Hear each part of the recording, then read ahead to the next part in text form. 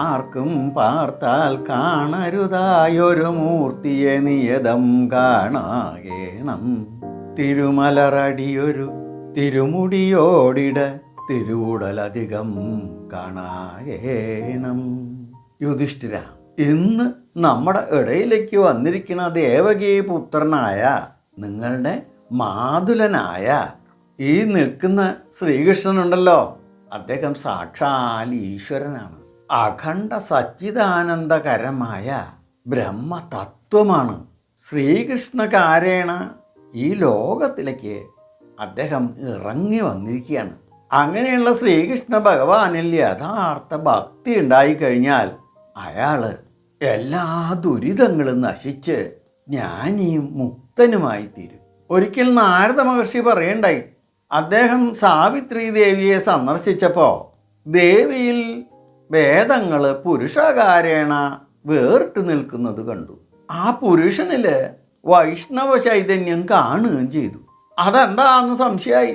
പിന്നെ വളരെ കാലം തപസ് ചെയ്തപ്പോൾ വിഷ്ണു ഭഗവാൻ പ്രത്യക്ഷപ്പെട്ടു. വേദോക്ത ബ്രഹ്മമാണ് താനെന്നും വേദങ്ങൾ തന്നിൽ നിന്നും വേറെയല്ല എന്നും കാണിച്ചു തന്നു എന്നിങ്ങനെ നാരദ മഹർഷി മുമ്പ് എന്നോട് പറയണ്ടായി. യുധിഷ്ഠിര, അതിനാൽ സാക്ഷാൽ നിർഗുണ ബ്രഹ്മതത്വം തന്നെയാണ് വിഷ്ണു ഭഗവാൻ. ഈ ലോകത്തിലെ എല്ലാ അനുഭവങ്ങളും പരാൽപരമായ കൈവല്യം കൂടി കൃഷ്ണോപാസന കൊണ്ട് സാധിക്കും. അതോടെ താങ്കൾ ദുഃഖനിവർത്തനും ചാരിതാർത്ഥ്യനുമായി തീരും. യുധിഷ്ഠിര, അനന്തമംഗളമൂർത്തിയായ ശ്രീകൃഷ്ണ ഭഗവാന്റെ മഹിമകളെ ആരെ കൊണ്ടാ വർണ്ണിക്കാൻ പറ്റുക? ജമദഗ്നി, വ്യാസൻ, അസിതൻ, വാത്മീകി ഇങ്ങനെയുള്ളവരൊക്കെ ശ്രമിച്ചിട്ടുണ്ട്.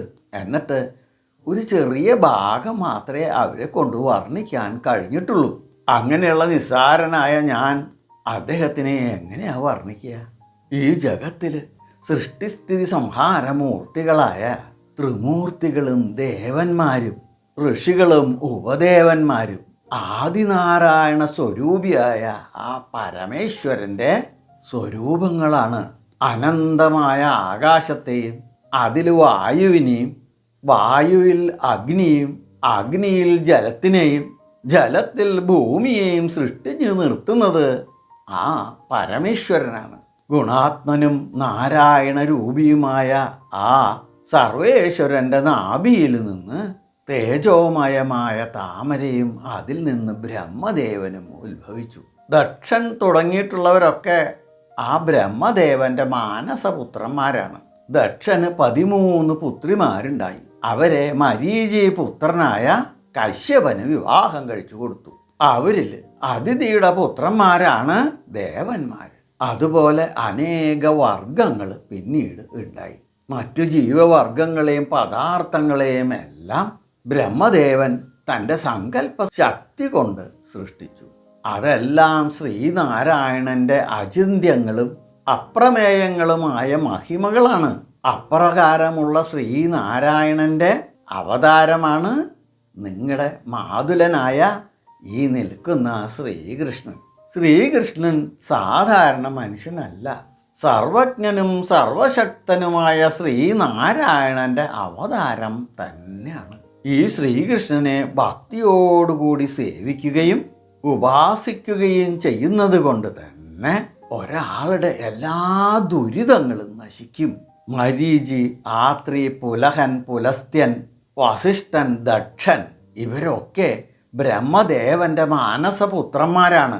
ഇവര് അറിവ് കൊണ്ടും ശക്തി കൊണ്ടും ബ്രഹ്മദേവന് തുല്യന്മാരാണ്. അതുകൊണ്ടാണ് ഇവരെ പൊതുവെ സപ്തബ്രഹ്മാക്കൾ എന്ന് വിളിക്കുന്നത്.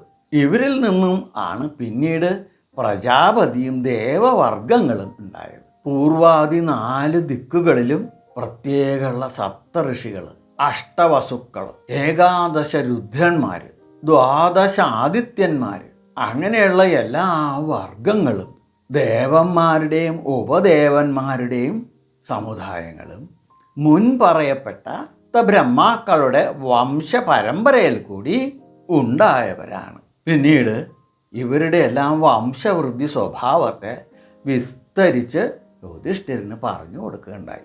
ദേവന്മാരുടെയും ഋഷികളുടെയും ഒക്കെ ഈ വംശചരിത്രത്തെ 2 സന്ധ്യകളിലും സ്മരിക്കണം. ഏതാ? പ്രഭാത സന്ധ്യയും സായം സന്ധ്യയും. ഈ 2 സന്ധ്യകളിലും അവരെ കീർത്തിക്കുക, സ്മരിക്കുക. ഇങ്ങനെയൊക്കെ ചെയ്താൽ എല്ലാ ദുരിതങ്ങളും നശിച്ച് സന്തോഷവാനായിത്തീരും എന്ന് പിതാമഹൻ പറഞ്ഞ് അവസാനിപ്പിച്ചു. എല്ലാവർക്കും ഭഗവാന്റെ എല്ലാ അനുഗ്രഹ ആശിസ്സുകളും എപ്പോഴും ഉണ്ടാവണേ എന്ന് പ്രാർത്ഥിച്ചുകൊണ്ട് ലോക സമസ്ത സുഖിനോ ഭവന്തു.